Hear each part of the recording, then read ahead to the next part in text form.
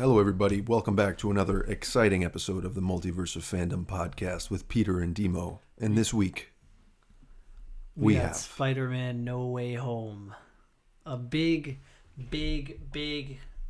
spoiler episode. Massive The spoilers. movie is going to be fairly new still when this comes out. It's like Christmas week, so people might not see it right away. So if you have not watched it, do not watch the rest, because we will be talking about all the spoilers. But if you have, stay. If you haven't, go watch it. Come back and watch this, and we're going to talk all about it. 2 weeks. I heard online. That's what people are asking for. 2 weeks of no spoilers. So we're going to talk about it. So if you haven't seen it, don't watch this, because we're going to talk about everything. Yeah, let's dive in. So the movie takes place, it was like right after Far From Home. Yeah. So we open up.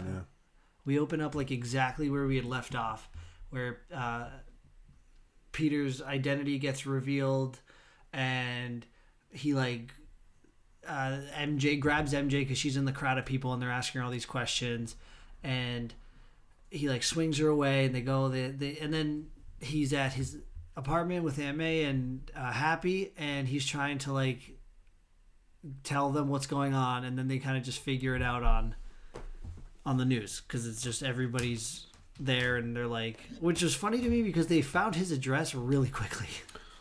Unless they followed him, but I don't know how they would follow him that easily and not just do it again when he was before. I don't know about you, but I felt like the reveal of Peter Parker, how did they get all of those pictures on the billboards that quickly? And it felt really, really quick. And I understand why they did that, because they needed to sort of move things along. Yeah. But it matches up. It kind of reminded me of Man of Steel and then BVS. The beginning of BVS is you have that little with the fight going on in Affleck there. Yeah.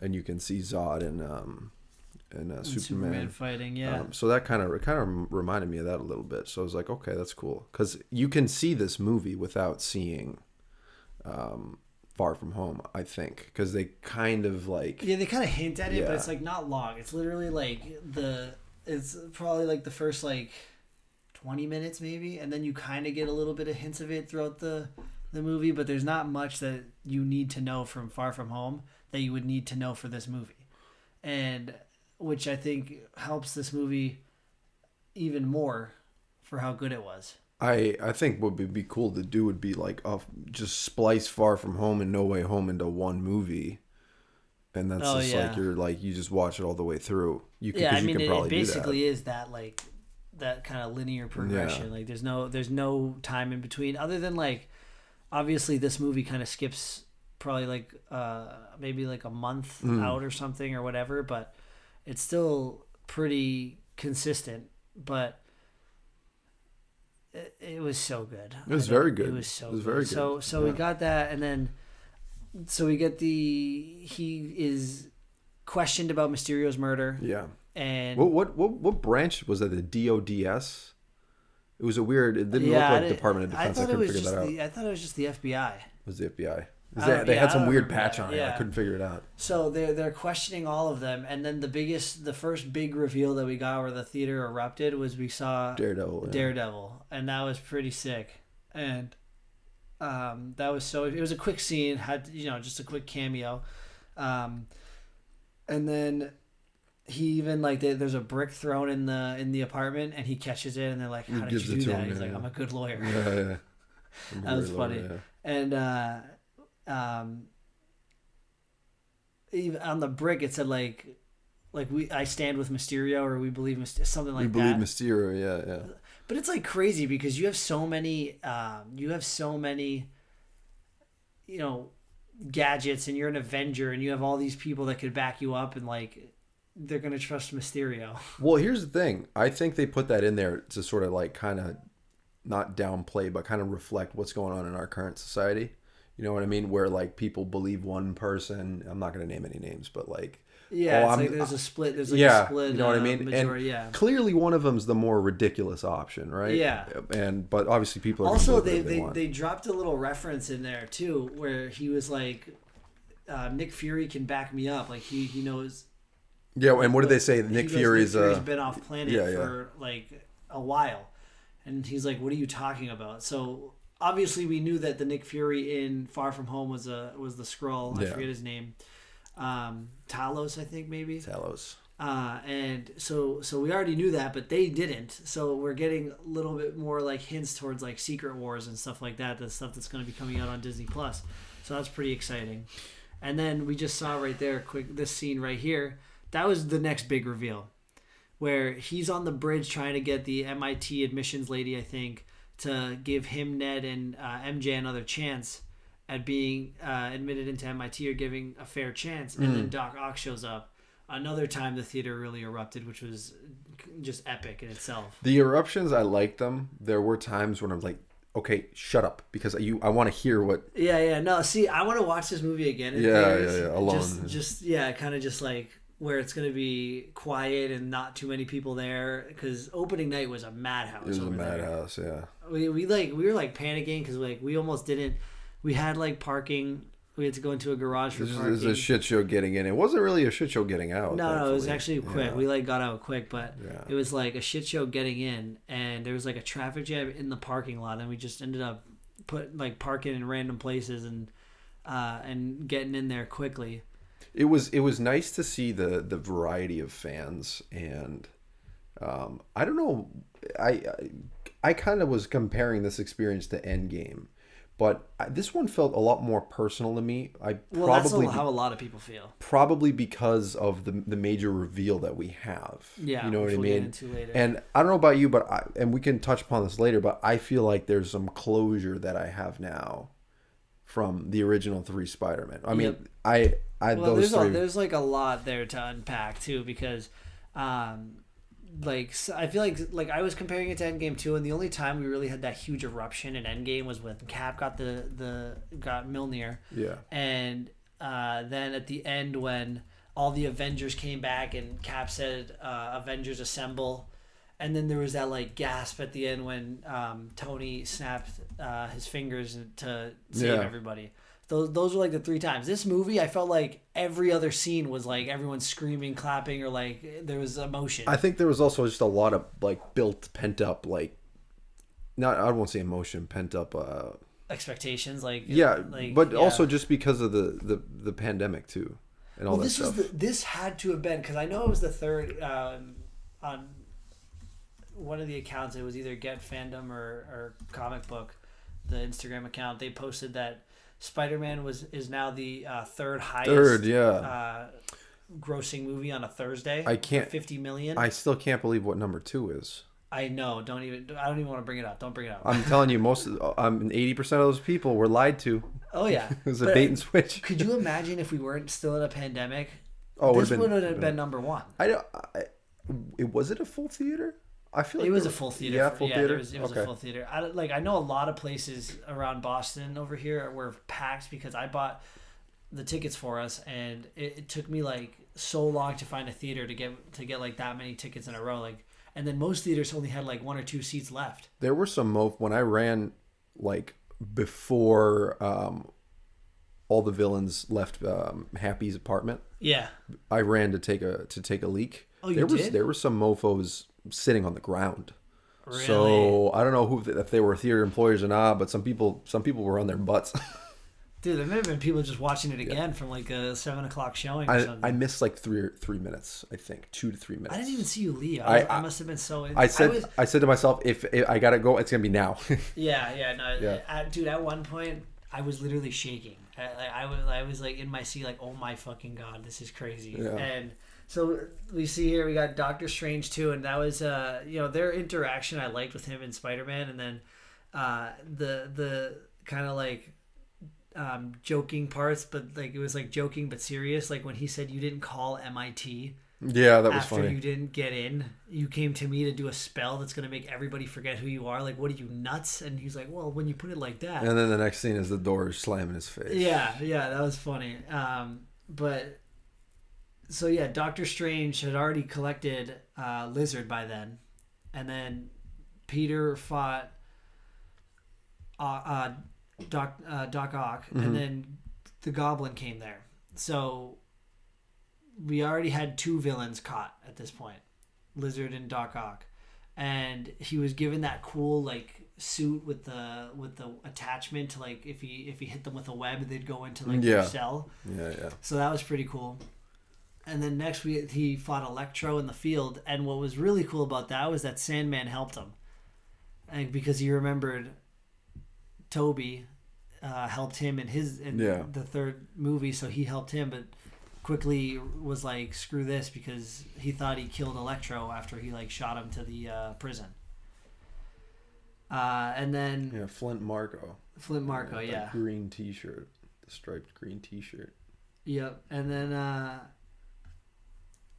honestly, I'm gonna say this from now too, and then we'll talk about it again later because it's more relevant at the end of the towards the end of the movie. But Willem Dafoe made this movie for me. Really? Oh my god, because he was so good. He shows up at the beginning. He's all menacing. He's got the laugh. He's like, "Oh my god, we're gonna get this like crazy Green Goblin," and then he breaks the mask because you hear him having that voice in his head. Like, you hear that voice that like drove him crazy, and he goes to Aunt May, and she calls him over, and he like, she sees and Peter sees that he's just this like man with a broken mind, and he doesn't know what's going on. So we can talk about this as we get closer to the end, but it's my understanding that these people were warped into this dimension, the villains, just before they were off. Just before they were killed. So we got Spider-Man 1, Willem Dafoe.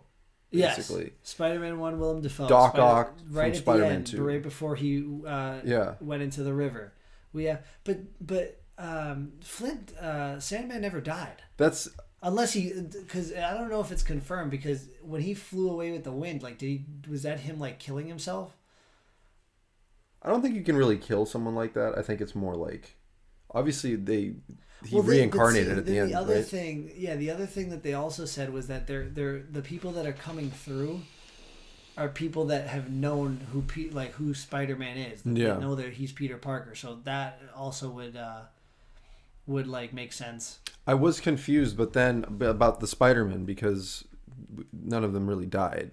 But then I remember that they opened what's his face opened the portal, and then they both walked in. Yeah. But so that answered that question to me. I was thinking about that this morning. I was like, all right, it's a little confusing, but I understand now. Yeah. So then Peter gets Norman Osborn to the Sanctum Sanctorum in that like dungeon room that he has, or whatever it is, the prison. He brings him like down there, and then they put him in the cell, and Doctor Strange created that like box to contain the spell that they originally did at the beginning of the movie, to then send everybody back. They love using DC, Marvel. They love the box concept. Oh, they love. Come up with something else. Use an effing triangle or some shit. Circle, like something else. A little sphere. Yeah. Who knows? A hamster ball for all. Like. Why's it got to be big like that? You know. I know it was big, and the spell was like in a little sphere, little tiny sphere. Yeah. I don't know, but what I think too. This is also for the end, because it's kind of when we like. I want to talk about a little bit the future, what this sets up after this, but. I kind of really liked how this movie in particular was like Tom Holland showing that he is like Spider-Man. Because like before there was a lot of doubters and like people didn't like him. Like there's a lot of people that don't like him. But I think the part especially where he takes the box from Doctor Strange and they fight in the mirror dimension, which is insane. That was sick, that fight. I thought that was like the start to like, okay, this is getting good for him. This is kind of controversial, but I'm always going to back Toby to be the OG Spider-Man, just like I'm always going to back Christian Bale as Batman. Yeah. But both of those, well, I mean, you can't say this now because Toby's a part of the multiverse now. Mm-hmm. But technically, I mean, Christian Bale's not a part of any DC multiverse. You know what I mean? Not yet. We don't know. Yeah. But in terms of like carrying the weight of a multiverse, like a franchise Spider-Man, I think if I had to pick between a Toby and this cat here, Holland, I'd probably go with Holland right now. Yeah. Just based off everything he's done. He's just like I think he's a little bit more marketable than Toby is. Yeah, but also it was like Toby was just such a great Spider-Man. Like by itself, he was like the best. He was a great Spider-Man for the early 2000s, 2001 to 2007, or 2000 to 2007. 7 years. Great Spider-Man for that time period because there was none of this other stuff. You know what I mean? And he's a very private person. Yeah.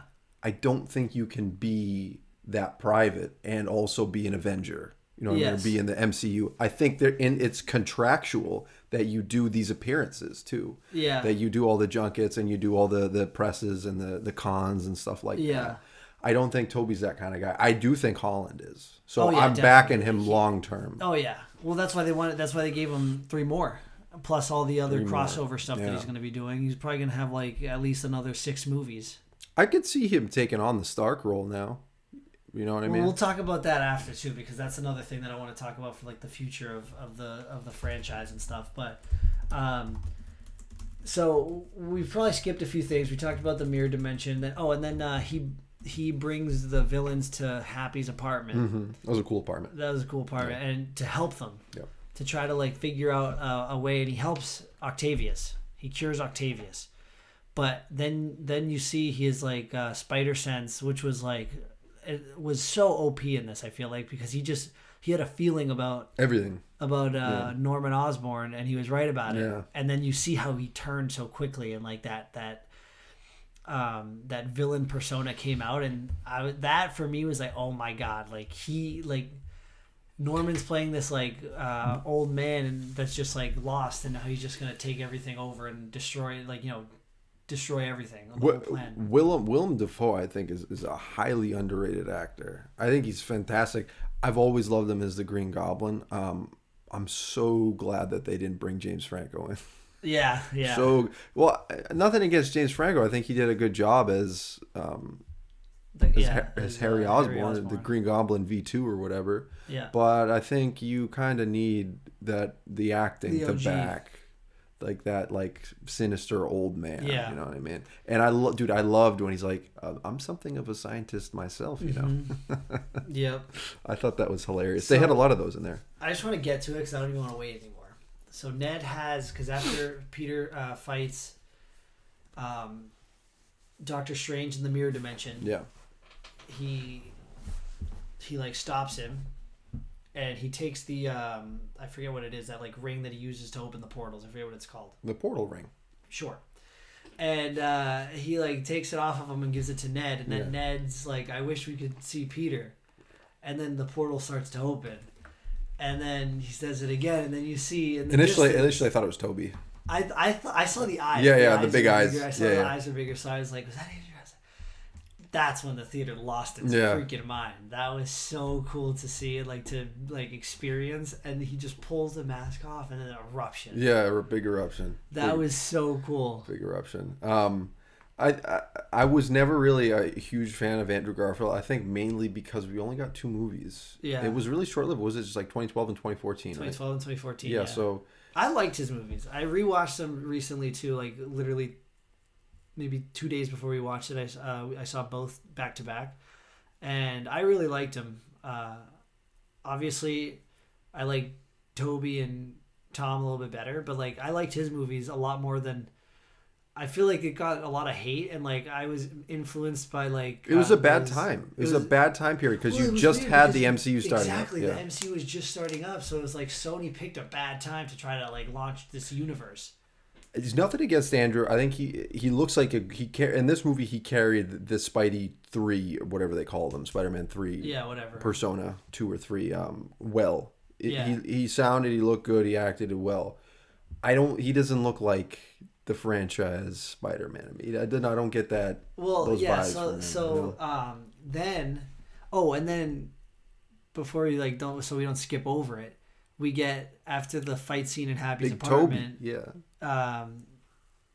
Aunt May dies. Oh yes, I'm sorry. The Goblin.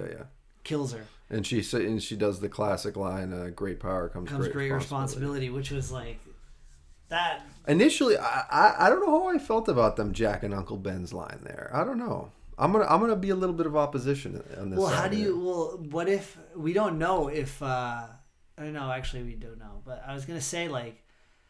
I kind of like. You can argue for it by saying there's so many similarities between the three dimensions of the Spider-Man, where MJ, you had Gwen Stacy, and they kept saying, "Oh, she's my MJ" or whatever, different names or whatever. I get that, but there's something special about Uncle Ben. Yeah, but I'm just saying because like it's not like she said it and then she survived.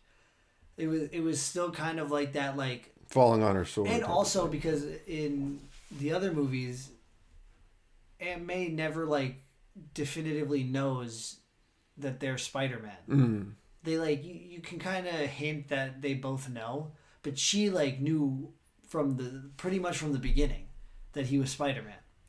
So they have that it was kind of like a deeper relationship, I feel like, than the others because of how close they were.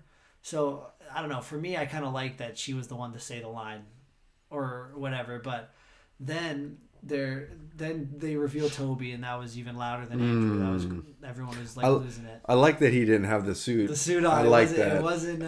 I like the youth pastor joke too. That was hilarious. He's like, "Well, you dressed by a youth pastor," and then he did that. And I missed that because someone we were with was coming back from the bathroom. No way. I missed him doing that. You could see it because it wasn't like a perfect. No, I know. Afterwards, I saw that. I was like, all right, obviously. Because the shirt was a little pulled that down. was hilarious. It's like, of course I brought it. Like, what are you talking about? I have it with me all the time. And then we have the roof scene where they meet Tom Holland, and that was the first scene where a couple people we were with. That's when the tears started rolling out for a couple people. It was it's definitely it had a lot of weight. Having those, and what I said earlier about, especially with Andrew Garfield Spider-Man, there's a lot of weight there. What are you saying? I was just gonna say that there's a lot of weight in terms of like bringing closure for those original three movies, because a lot of people forget we were supposed to get a Spider-Man 4. There's an interview where Tobey was talking about like, oh, we're in development of Spider-Man number 4, and the Spider-Man number 3 shortcomings. I don't think I have anything to do with Tobey. I think that has to do with the poor writing, and I wouldn't even say the director had any. It was Sam Raimi. Yeah, I would have loved to see a Spider-Man 4, and then branching out into the Sinister Six or whatever the plan was. Yeah. But I think there was a big sense of closure for a lot of people in that theater, especially for the older crowd like us that we grew up with those three movies as kids. So you finally get to see. You get to see Tobey again, you know what I mean, and he's still Spider-Man, and he's doing good. He's got MJ. He's making it work. He's making it work. And then so on that roof scene, they're saying like, "I'm sorry about Aunt May," and then he's like, "Don't tell me you know how I feel right now," because of all like he went on, and then he says the thing about Aunt May said with great power, and then Tobey finishes it comes great responsibility and says, with great responsibility. And he's like, how did you know that? He's like, Uncle Ben said that to me on the day he died. Andrew said, like me too. And then he was talking about how he had lost his MJ, Gwen, MJ, and that she would want him to continue to be the friendly neighborhood Spider-Man, but he hasn't been able to. And then after a while, he stopped holding his punches back. That was like, for me, that was like crazy, because like now like that Spider-Man, because I think in the I haven't seen it in a while, but in the animated movie, the Spider-Man Into the Spider-Verse, there's a version of Peter Parker. I don't remember if it was in that, like if it was a multiverse or the one that Miles Morales knows, but there was a version of him where he was broken because he had lost MJ. So they were like showing that part of it, and he seemed a little bit like not well put together. Like Tobey looked like he, youth pastor look. He was all clean shaven. He had his hair was fixed and everything. Then you see Andrew, and he's got like the little bit of a beard. The hair's longer. He's not like as well put together because he's just like this broken person. And he was like, I don't want you to become what I've become. I think based off of a lot of things you said and what we see from those two guys, we kind of know. I think it's one of the things that I was really hoping for Tobey was I really, really wanted Andrew Garfield to ask him, or somebody to ask him, like, in your world, like, are you still fighting crime? Like, what's going on in your Toby verse? You know what I mean? But I don't think, now that I'm thinking about it, I think it was spoken for that. I think, as he said, he's making it work. Yeah. And I believe that maybe after Spider-Man 3, in Toby's world, there wasn't really much else going on. Maybe he's fighting crime every now and again. He's got the suit underneath, so if they need him, he's there. But like, he's not probably doing it as consistent. Yeah, so it's like it's become kind of. I feel like in his world, it became like a side gig. You know what I mean? Where he goes about his life, but if someone's getting carjacked or there's a bank robbery, terrorism, he's there. Exactly. But like, there's no like Doctor Strange like fighting, Avengers purple alien style. You know what I mean? Well, I mean, we got references of a lot of Thanos stuff. Yeah, characters in the original trilogy. Like, you get a Doctor Strange reference, you get a Bruce Banner reference, and Reed Richards reference, a few others. But yeah, it seems like he was kind of like the one superhero. It felt, his universe kind of felt a little closed off, much like Christian Bale's Batman did. Exactly. Yeah. And maybe that was probably done more so for, like, I don't know, production purposes. They weren't prepared to expand anything. Yeah, that makes sense. And then they go to the lab and they're working on the cures. Yeah, that was a cool scene with all of them. And they were talking about the web fluid, and then Toby shoots the web out of his wrist. Yeah, that was never explained really. He was just like, they were like, how did you do that? They were both like shocked by it. That was I think that's kind of a fault in the original, like, writing and planning. I mean, not if I don't mind it. For Toby or the other two? For Toby. Really? I mean, I don't care, but yeah. It's sort of like understood that he was bitten by a spider and that altered his genes. Yes. So that's how he could do it. And they were just like, so does it come out of your wrist or? Yeah, or does it come out of anywhere else? Yeah. That was funny. That like right before the final fight, that's where they got like a little bit more like, we get a little bit more like banter between the three of them. I'm glad we got as much as we did, because I was praying that after that scene where they brought Toby in from the port, I'm like, please don't be the last bit there. Like, I don't want him to just be a consultant. They asked him a couple questions. They're like, see you guys. He was not a consultant. No. I thought right after Aunt May died and he was on that like roof and it was raining and stuff, I thought that's where they were going to show up. But I was like a scene off. I was like, I think they're going to show up here, like come right behind him and be like, hey, like, we're here for you and all that. But then there was just one scene later they get introduced. As soon as the kid did the thing, I was like, all right, here we go. Here we go. Here we go. You could sell it because everybody in the theater was just like, everything was building up. The bread thing with Zendaya was pretty funny, where she was like fucking... Oh, she was chucking the bread at her. Crawling the ceiling. Yeah. He's like, my senses don't apply to bread. Yeah, please stop throwing. Like that. Please stop throwing the bread. The final fight scene was awesome. In terms of like Marvel and like superhero fight scenes, I thought it was very well put together, because there's superhero movies where you're kind of like, all right, come on, let's get on with it. But I didn't feel that way at all. Well, it seemed like so real too, because at first they were like shooting webs at each other. Like I think Andrew hit Toby in the face with a web and was swinging off of his face. And then one of them went through, like, I think Tom shot a web and Andrew went through the web.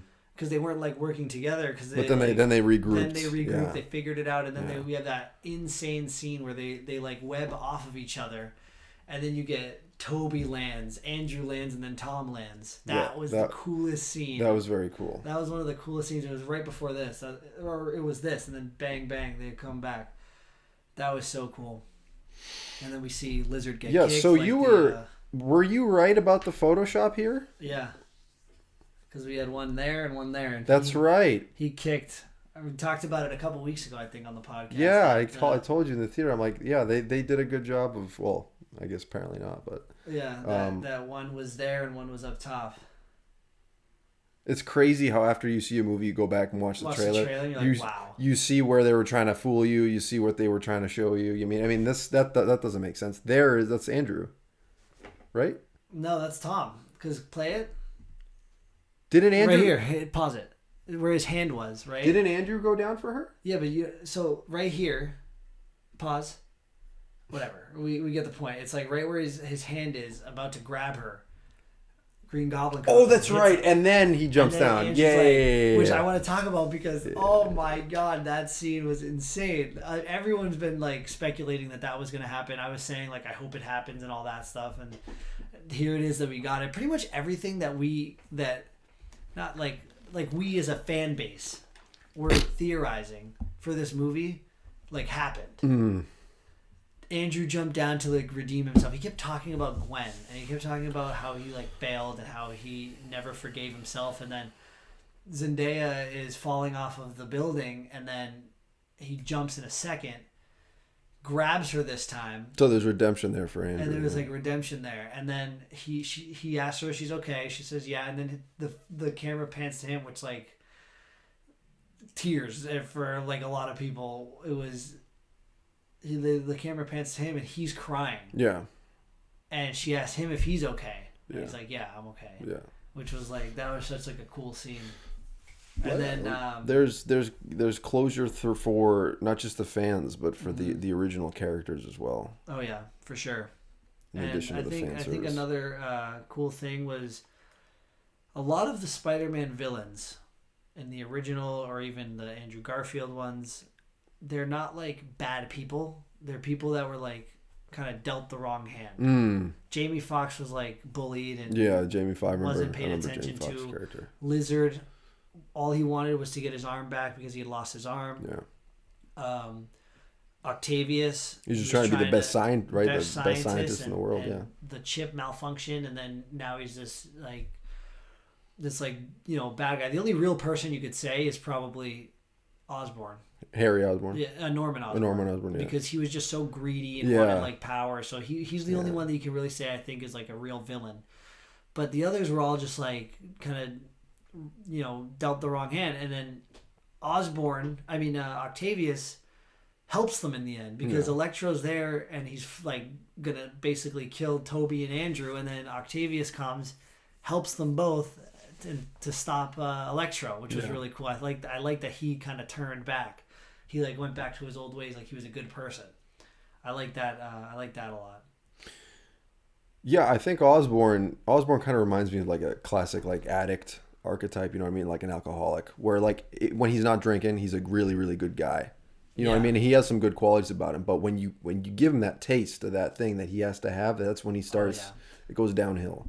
But I don't know if this is a bad take or like a bad comparison, but like he felt to me like he was like a more like a Joker, because he was like you have all these other villains and they're like doing their thing, but then like when he comes in, it's like it feels like a completely different like tone and a completely different level to the movie or to the villains. Green Goblin's kind of like the penultimate. I'm not a big Spider-Man, but he's like more or less like one of the penultimate like Spider-Man villains. Which I liked a lot that he was like the final. So it would make sense to me that he's kind of like the focal point of the villains, whether or not he's leading them or not. Yeah. But I mean, and I like that. Like I said again, I like that they used him as opposed to Harry Osborn, because we only got one. You had some flashbacks. Yeah. In the mirrors and stuff, but in 2 and 3, but we really only got one movie with Norman. So. I mean, they had to kill somebody at the end of that movie, the first one. Mm-hmm. It was going to be him. Yeah. And then the other thing that was so cool, I don't know if you picked up on it, but when Toby and Octavius spoke, when they had that little like moment. He was like Parker or something. He was like Parker, and he's like, "Is that you?" And he sees him. He's like, "Oh, it's good to see you, my dear boy. Like you've grown up and all that." And then he goes, "It's good to see you too." And he asks him, "How are you doing?" And he goes, "I'm trying to do better." Remember that from Spider-Man 2 when he asked him, when Octavius said, you're a Connors student. Yeah. He's like, "You're a Connors student." He tells me you're brilliant but lazy. He's like, "I'm trying to do better." Yeah. I remember the brilliant but lazy thing. Yeah. Yeah. There was that little parallel that they had, so that was really cool. That was like a nice little moment. And then the only other thing that I want to mention is they all knew who Spider-Man was. They all knew he was Peter Parker. Electro didn't know who he was. He didn't know Spider-Man was Peter Parker. Yeah. So that was another kind of like flaw a little bit, because there was no point in that movie where he figured it out. I don't think. I just saw it. I'm pretty sure there was no point in that movie where he figured it out. I like Jamie Foxx. I don't know that I like Electro, like the villain, as much. Like, there's a lot of redemption there, obviously, like because of the way he got into, his villainy. But in terms of like a deep villain, I think Doc Ock and Osborn kind of take the cake there. So maybe that is a flaw, like you said, but maybe it doesn't really matter in the grand scheme of things because he got booted back to his realm. But then they had a little like back and forth too, and he says like, "I always liked you. You help people that like the less fortunate." He's like in Queens. He's like, "I always thought you'd be black." So they gave a little. That was funny. It's like there must be a black Spider-Man out there, so they're hinting. At Miles Morales. And you said there was an appearance of Miles Morales. You said online. I had read something somewhere about them. Maybe that's what it was. Just that reference. There was a Miles Morales reference or whatever Easter egg. That's what it was. That must have been it then. And so people were there was like perhaps there will be a live action Miles Morales soon. We might see him in the next trilogy. That's how they might introduce him. We might see Miles Morales, and then maybe he takes over for Tom Holland. For Tom Holland. Interesting. After his movies are done, he's Hispanic, correct?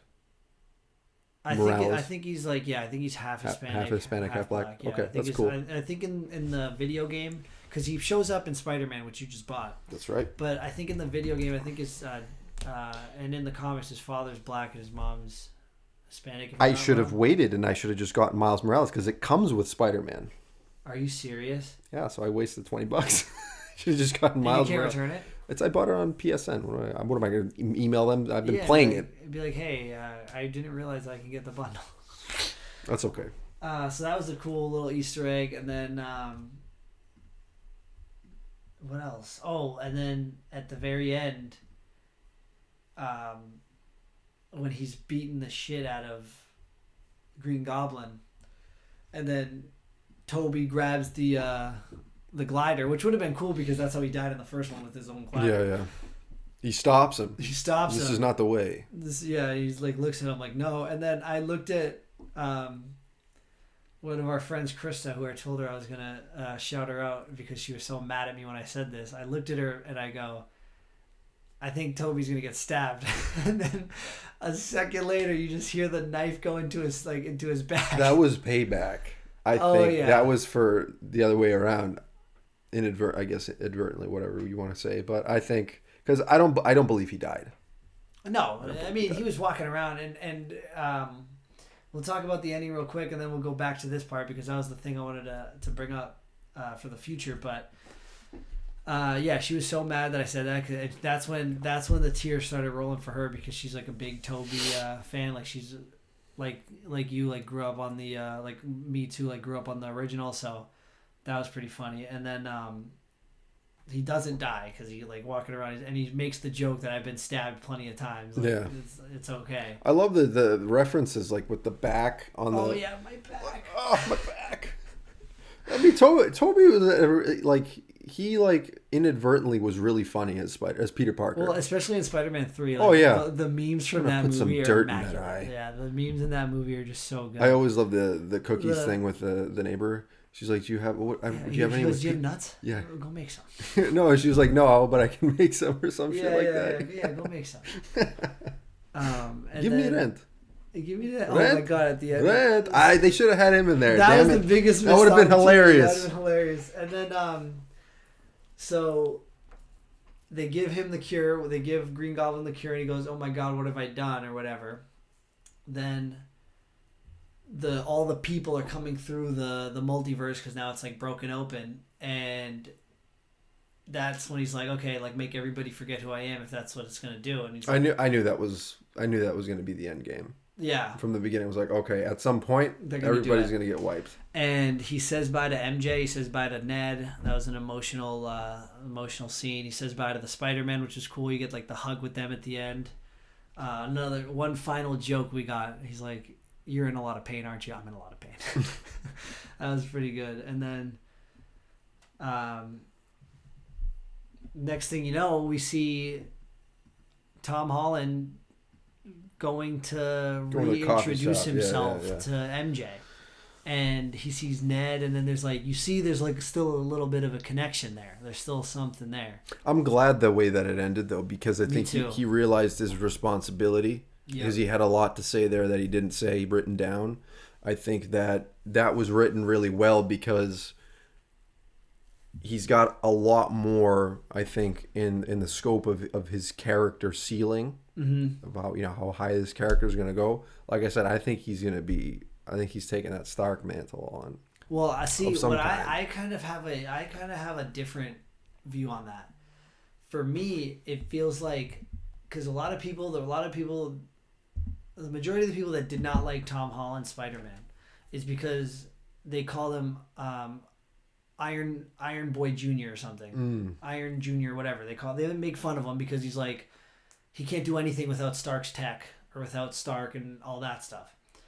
So, it's valid because Andrew made his own webbing in the movies. He had to make his own with scraps from Oscorp. Toby did everything on his own. He didn't really have help until Harry helped him in the end of Spider-Man 3. Mm-hmm. So they all did it by themselves. They kind of kept everything very private, and they even said they never worked in a team. They were always on their own. So for me, it was like, now he has to do it on his own. He makes his own suit at the end, and it kind of has elements of the other two Spider-Man, which I really liked. And now it just, to me, seems like he's going on that real, like, he's graduated now to Spider-Man as opposed to Iron Boy Jr. Like, he is now graduated and is at that, like, he's the friendly neighborhood Spider-Man that nobody knows. He lives on his own. He's in the apartment on his own. He has nobody right now, and he has to figure it all out for himself. Well, I think in that regard, then maybe he's more on the, if you're putting him on a scale between Andrew and Toby, he's probably leaning more towards Toby at that point. Yeah, exactly. Because Toby's on the, like, epic anonymity side, apart from MJ, or we don't really know really. Yeah, so like what happened with her? Because in Andrew's Spider-Man, a few people know, a few people knew, but most of them died. I think that knew. But it's like he is now on his own path of becoming Spider-Man, and no one knows who this kid is. And you get that scene at the end with Happy at the cemetery, and I was like, he's gonna say, "How'd you know her?" And then he says, "How'd you know her?" And so that was like, pretty cool. I just think it's like, for the future of Spider-Man, this is gonna be great. Like, I think the ceiling's so much higher because he doesn't have that, like, he has all the knowledge from before of, like, fighting with the Avengers and with Tony and working with Iron Man and Happy. He has all that knowledge, but now he has to do it on his own. And I think that's going to be so, like, so cool for his character. Overall, I mean, well, actually, why don't we get to the end credits first? Oh, okay, yeah. So first end credit scene, Tom Hardy. Tom Hardy. Which was cool because he was trying to figure out all the heroes. So he got sent back. And then the little Venom shit was left on the symbiote, table. Yeah. All right, so that's setting up. So that, to me, this is what I want to talk about the future. Because the other end credit scene, like, so the other end credit was like trailer. It was literally a trailer to Doctor Strange 2, which looked amazing, and also great, I'm pretty sure it was Mephisto at the very end. Was the person that he was like, your greatest enemy is yourself. Yeah, the second Doctor Strange, which is so annoying because if we started the podcast probably like a year earlier, all I was talking about during WandaVision was that, like, Mephisto is gonna show up in Doctor Strange 2, or like Mephisto is gonna be revealed, and I was like, at one point I was saying that I was on the kind of boat that Mephisto was Doctor Strange in this movie, because why would Doctor Strange be so careless with a spell that could cause so much damage? Mm-hmm. Which, and obviously it wasn't, but then we see a teaser for him at the very end of Doctor Strange as Mephisto, which was really cool. Yeah, he had the beard and everything. Yeah, it was really cool. But going back to now that we kind of touched upon everything, the future. So clearly, Tom Hardy did not know Peter Parker. Doesn't know Peter Parker. But I was reading that the symbiote, like Venom, the symbiote has like this connection to itself even across the multiverse. Mm-hmm. So although that specific Venom never met or never encountered Spider-Man, never encountered Peter Parker, he like knew it just subconsciously. He felt like that connection to him. which is why he's like, I want, like, who is that? I want a piece of him or whatever at the end of Venom, Let There Be Carnage. So, then he goes back to his universe, and the symbiote is left on the bar. So my theory now is that obviously we're going to get a Venom for the MCU. That's next, I think. There's going to be a Venom in the MCU. After that, I think Andrew Garfield's going to get a third movie. And really? he's going to fight Tom Hardy's Venom. Because if you remember, I don't know if you'll remember this. Do you want to pull up the Morbius trailer for me real quick? In the Morbius trailer, there's a scene in the trailer where Spider-Man is on the, like, posted on the wall, like like graffiti or whatever. It's like just a painting of Spider-Man on the wall, and over it says murderer. So my theory is for that, because Morbius is in the Sonyverse. Technically, it's like more Sonyverse than. So you think it's gonna be Andrew and not Toby, because we already had a Venom in Toby. Because we already had a Venom in Toby. And Venom is setting up. It's establishing the Sonyverse. And with Morbius being in that, and we saw like the Vulture is kind of a part of that. So I think Toby kind of got his, and now this is like, because Andrew kind of kicked off what they wanted to do, like a Sonyverse kind of thing. And in that thing, it says murderer, and it has, I believe it's Toby's Spider-Man though. It's like a picture of his like Spider-Man suit. Ooh, I would love that if that's the case. But I think it's Andrew though, because it says murderer over it, and he says in the movie, after Gwen died, it was hard for me and I stopped pulling punches. So that goes to show that he was like. When does Morbius come out? January 12th. Let's go see it. Yeah, we gotta see it. Looks good. It looks really good. It kind of reminds me of Man-Bat from Batman the Animated Series. Yeah. When he was like on Leather Wings, the episode on Leather Wings. Yes. Yeah. It kind of reminded me of that. I like the darker Marvel stuff. Me too. I feel like the MCU can't really do that yet, but they're starting to. They might be able to with this thing. Well, this is Sony still. This is Sony. This isn't. Yeah, but it's Marvel. But it's not MCU. Yeah, but what I mean, like, a comic book movie, you know? Well, Marvel does that. That's what I'm saying. The MCU doesn't specifically do that, but Marvel does with like Sony, the X-Men, and like X-Men. I love that shit.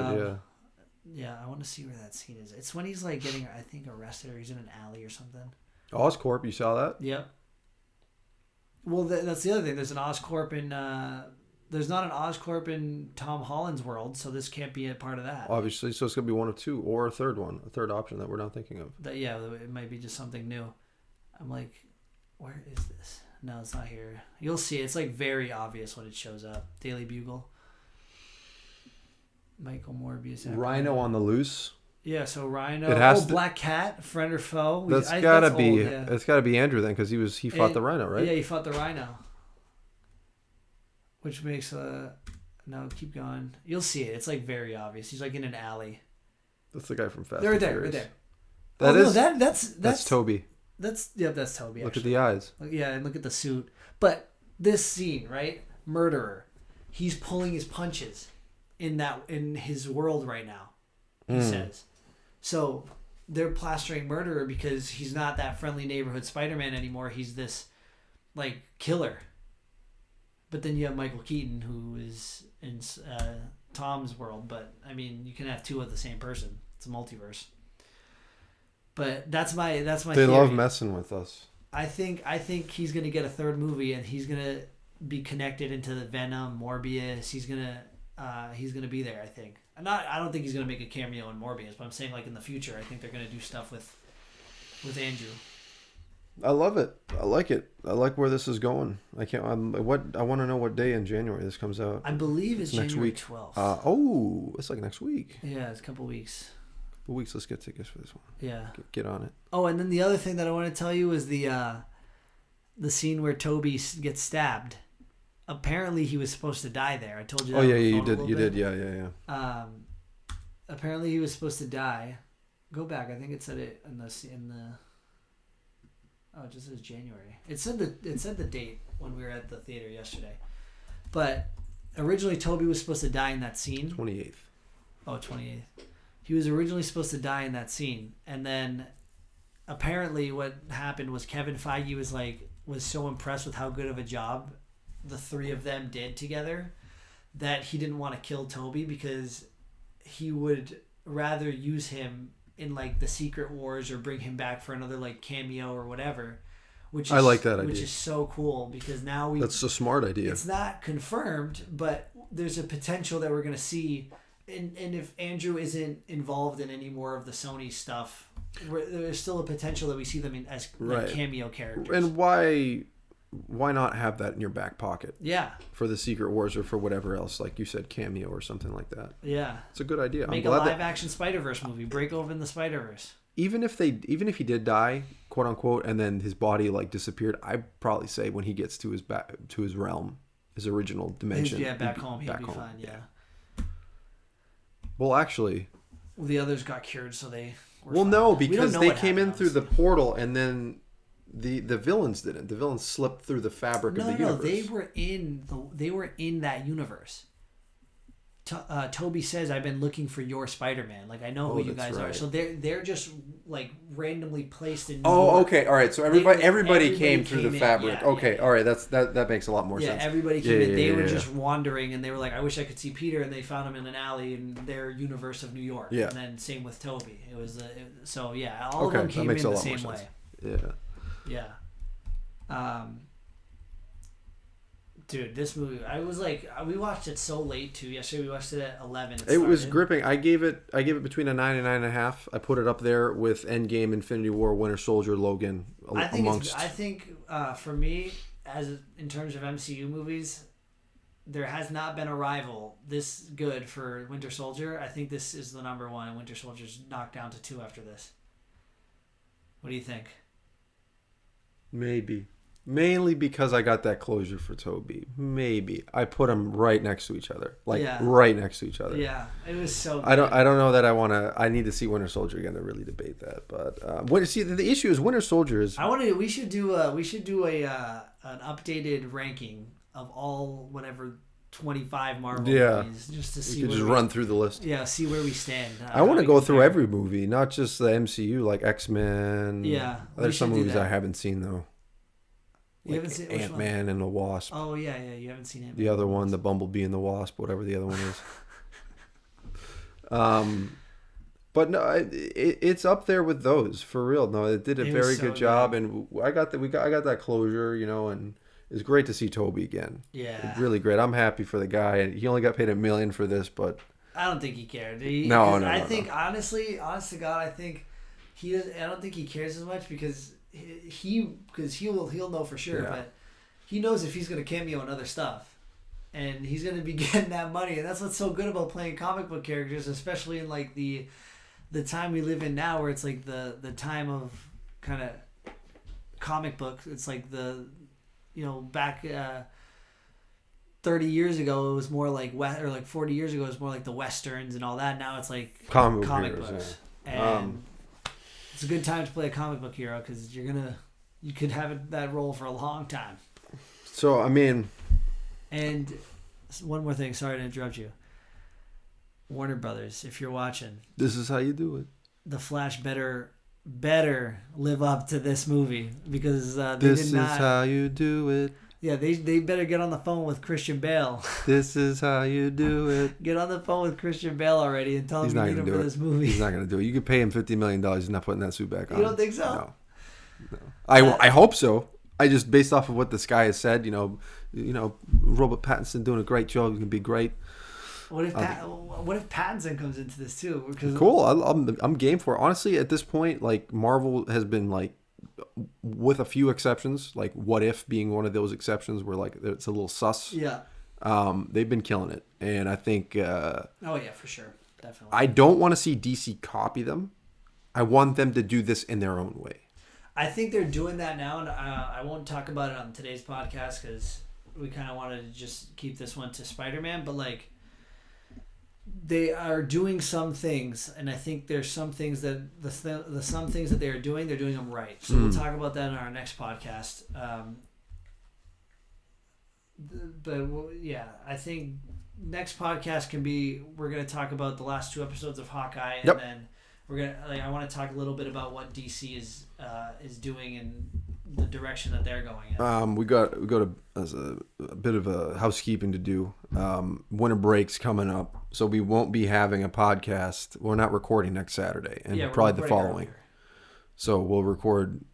You'll get this one. You'll get this one this week, and then you'll have another one of the Christmas to New Year's week in between, and then after that we'll probably be back the following week. Yep. But no, great movie. I enjoyed it. I didn't fall asleep. That was the big thing. There was the right before I had to go take a leak. That period where they were all in his apartment. That's where I felt like it didn't go down. It just flattened out a little bit. Yeah, and then just So for me, it went up and then it flattened out and then it kept going. Which that's how you do it, because you can't keep going all the way up. You got to have a little bit of have a little plateau. It's good that it was plateaued and not just going down. Exactly. They did amazing. So yeah, I think that's all from us this week, guys. Thanks for tuning in, and you got something to say? See you next week. See you next week.